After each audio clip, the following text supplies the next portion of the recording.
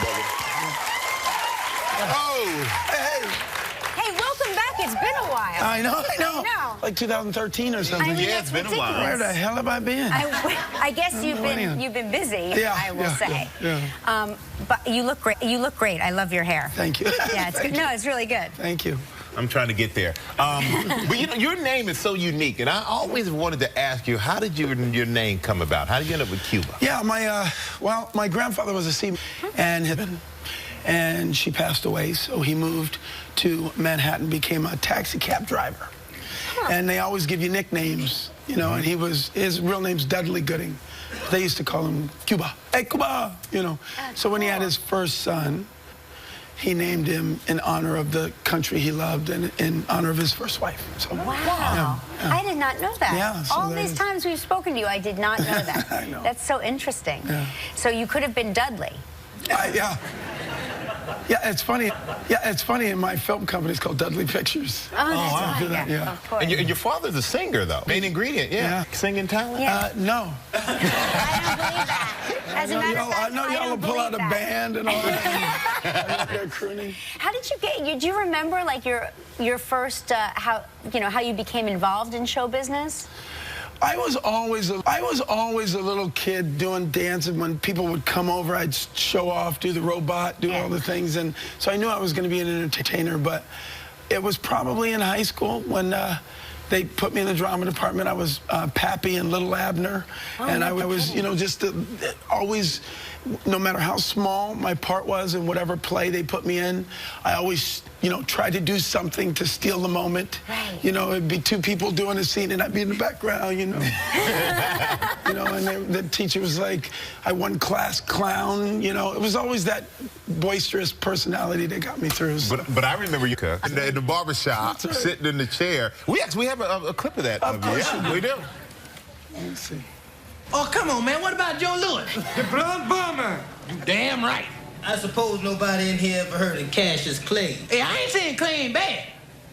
I'm just saying I stopped liking Cassius Clay once he changed his name to Muhammad Ali. He is Clay. He Clay to me. I say Clay. How many hours were you sitting there? Because you had to sit there for all the different parts, right? It was actually 2 days of filming. Actually 2 days of filming. Yeah. Right. And the scene used to end where I try to hustle him out of money, and I would not have been good enough to make the movie. You got your lines cut, man. I got my lines cut.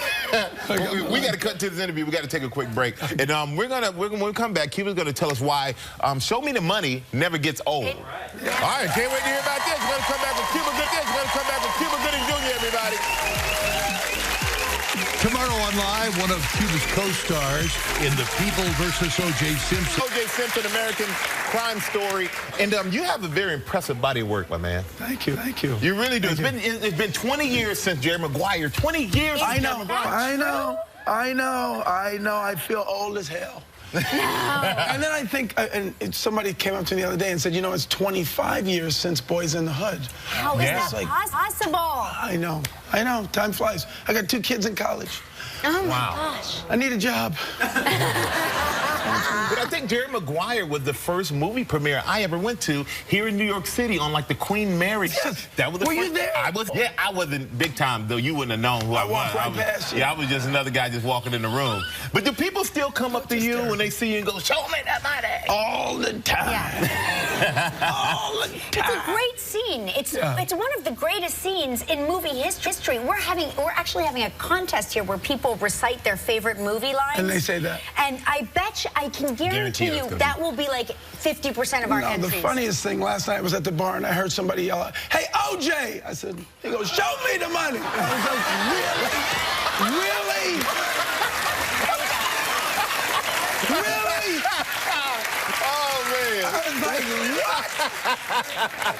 Ah, the life of an actor. That's a little mix-up right there. So I killed that man. I'm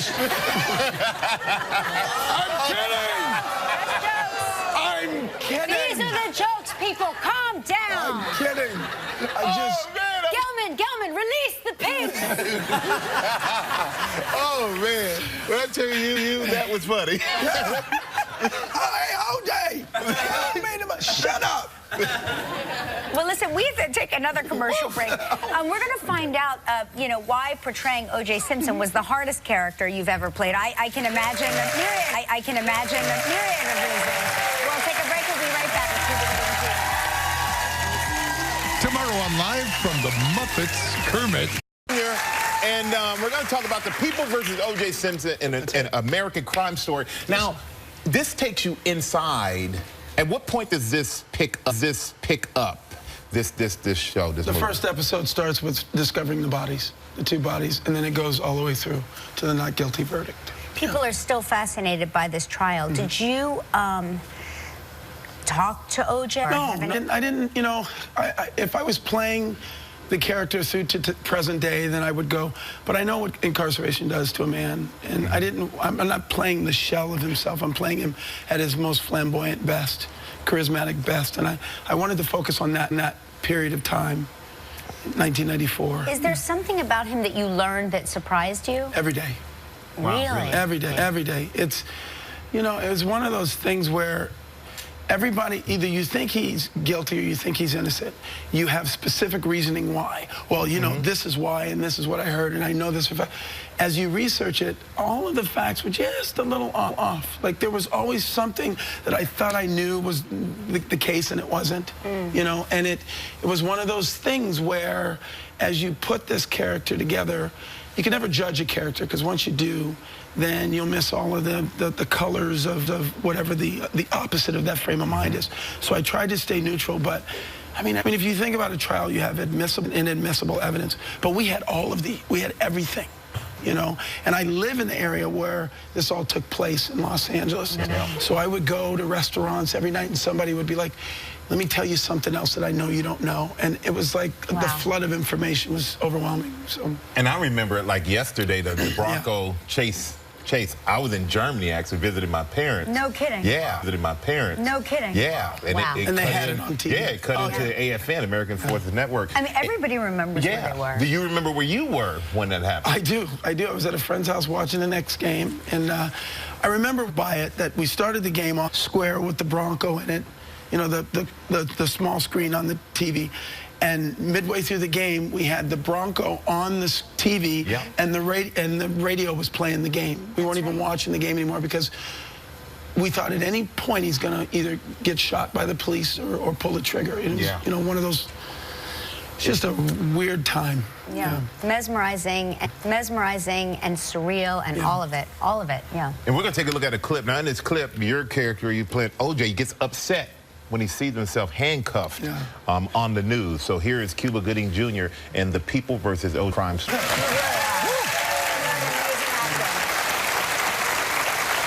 Thank you. So, and I'm curious, after you filmed this and you kind of went, did your opinion as to his innocence or guilt? Every script I read. No kidding. Every script I read. There's 10 episodes, so there's 10 scripts. And again, I try not to judge the character, but, you know, the information, the flood of information was, you know, overwhelming. I remember when they announced the not guilty verdict, I celebrated, because I didn't care if he did it or not. I was just like, you know, another black man railroaded by the cops. At least he, you know, at least, even if he did it, at least he got away. I mean, that was my, I mean, if you think about it, my attitude was I had filmed Boys in the Hood a couple of years prior. The Rodney King verdict came down, and then now this. And I remember when we shot the scene of the funeral scene where OJ is wearing his glasses and he goes into the funeral parlor and he kisses Nicole's corpse. And I remember walking into my trailer and I couldn't stop crying. Like, I was so overwhelmed by emotion. And I didn't understand it at the time. And I was telling Ryan Murphy this, who is our the showrunner, the creator, the filmmaker. I said, I think I got that, I went through that nervous breakdown because I felt an immense amount of guilt. Because I never mourned the fact that these families had this loss, the Goldman family, the Browns. I was so caught up in the racial tension of that time that now that I stepped away from it, you know, these two people, these were victimized people. So, and I think that the show tries to show this period in time, and that's why we don't focus on his guilt or his innocence, but we're shining a light on the defense team, the prosecution, the incompetence of the the judicial system at this period of time, and the racial tension, and that's what the show is really about, and it just had effective. Great job telling us parts of it, and I gotta say, the worst that we're viewing that the People versus O.J. Simpson American Crime Story premieres tomorrow night, February 2nd on FX at 10 p.m. You don't want to miss that, everybody. Cuba Gooding Jr.